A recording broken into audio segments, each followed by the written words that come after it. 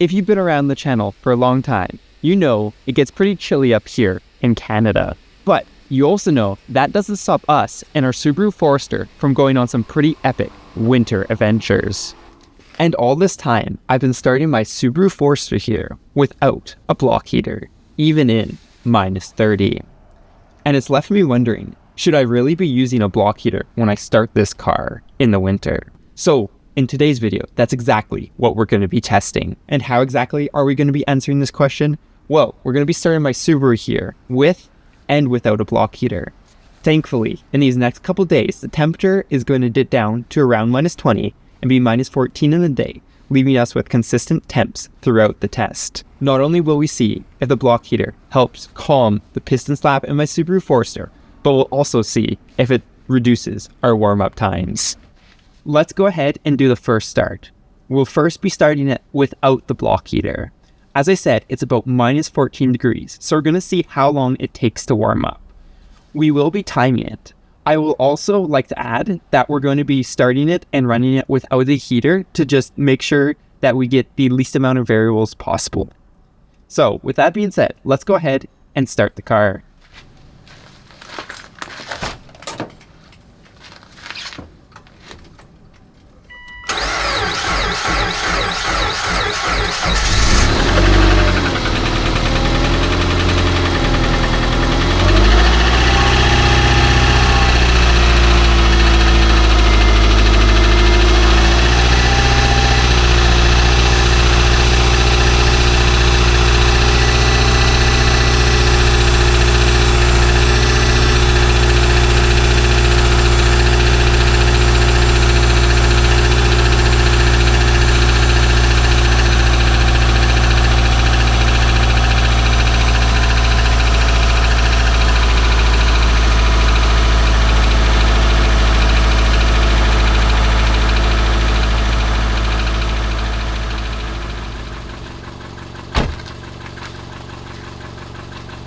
And there we go, with the Forester now at the first notch on the temperature gauge, it's good and warmed up, ready to drive.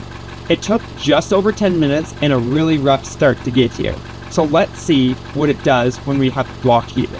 I'll be seeing you guys tomorrow morning.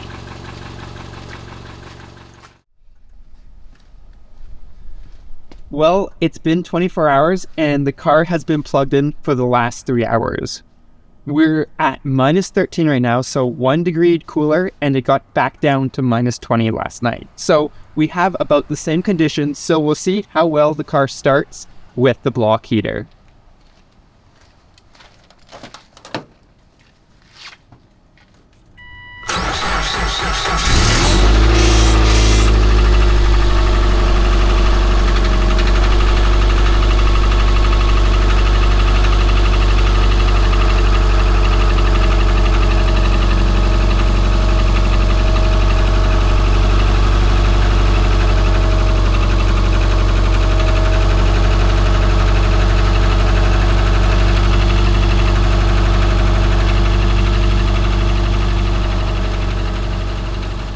And there we go. As you can tell, with the block heater, the car started up really without a fuss. It still turned over a little slow, but it turned over a lot faster than it did without the block heater.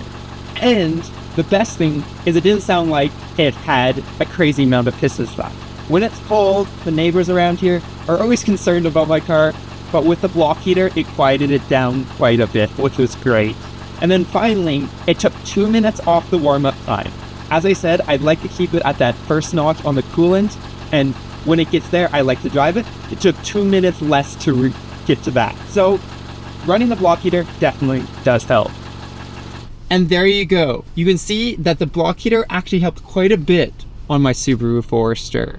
It quieted down the piston slap, reduced the warm-up time, and overall just made it a better experience starting the car. So that brings up the question, will I be running the block heater in the future? And well, I think so. While it isn't absolutely necessary, I think, especially with a car with over 400,000 kilometers, it reduces the wear and tear a little bit. So, down below, let me know if you also run a block heater in the winter in your car. And while you're down there, don't forget to go ahead and check out the channel memberships for a bunch of exclusive perks as well as flat for off-road for all your off-road and adventure Subaru needs here in Canada. And I'll be seeing you guys in the next winter adventure.